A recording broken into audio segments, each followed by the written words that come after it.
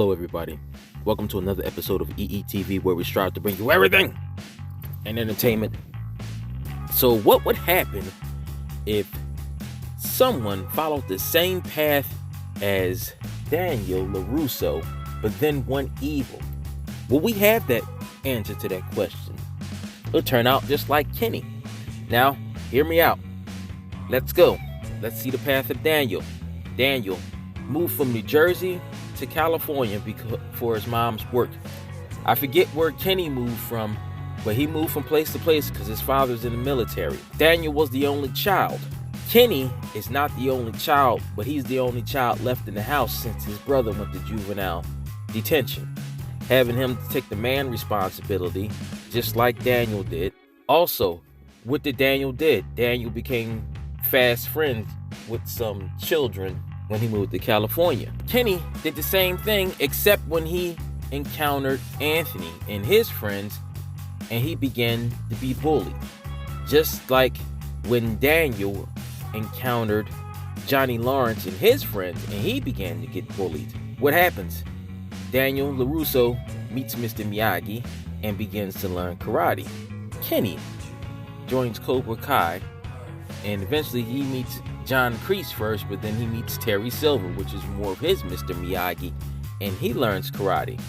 Daniel learns a special technique from Mr. Miyagi, the crane kick, and he also learned from Mr. Miyagi philosophies, in which karate is only to be used for defense. Kenny learned a special technique from Terry Silver called the Silver Bullet, based on one of his philosophies: if a man cannot breathe, he cannot fight, where he hits the person square in the chest, knocks the wind out of them. A completely offensive move for his philosophy: strike hard, strike first, which is the Cobra Kai philosophy. Kenny's life almost mirrors Daniel Larusso's, with the exception of him being taught that karate is more so for offense, not to take anything from anybody and to take what you want. You can see how both of those characters learned their lessons well, and they were able to excel quickly. Daniel learned karate fast.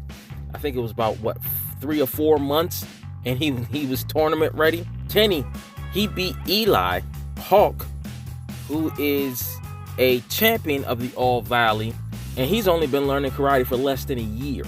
So you can see, not only did those private lessons from Terry Silver help them out, the overall philosophy, which him believing in himself, really helped steer and help his performance, just the way the same thing Mr. Miyagi did for Daniel Larusso, with the exception of him being more reserved and to only make sure that you use karate for defense.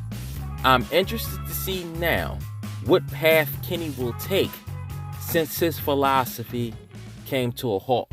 Now, Daniel Larusso experienced some of this in Karate Kid 3 when Silver shaked his confidence in Mr. Miyagi, and they had that big fight, and he no longer wanted to do the same things in philosophies that Mr. Miyagi taught him in lieu of doing what Silver had taught him. Now that Kenny is being faced with the same situation, I want to see what kind of path he takes. I believe he'll take the path of good, and he'll be like under Robbie's wing, more so now when it comes to philosophy. But I'm still interested to see what his attitude is going to be towards everything. See if he does the same, that if he mirrors Daniel's take and just sheds everything else that his mentor taught him. See if he sheds everything that Terry Silver taught him and goes about a different path. Well, that's what I had for this one. Just quick character analysis on the main characters. The next person that I'm going to do a character analysis on is going to be a double one. It's going to be Sam Larusso and Robbie Lawrence. And the reason why I picked those two to go next is because Sam has a connection with Johnny and Robbie has a connection with Daniel, because, as you already know, Johnny Lawrence grew up rich after his mother married his stepfather, Sid. Sam Larusso grew up rich just like Johnny did. And you can see they had a special bond last season and this season as well, when he told her to kick the watermelon hard, and she did. And you can see that Robbie and Daniel Larusso have more of a special bond, because that was more so straightforward. Robbie grew up underprivileged, and so did Daniel. And Daniel never forgot that, and he saw himself in Robbie, and that's why he began to teach him karate and also gave him a job at the car dealership. So we're going to do that video next, showing the special connection between Johnny Lawrence and Sam Larusso, and the special connection Daniel Larusso has with Robbie Lawrence. I hope to see you in that video.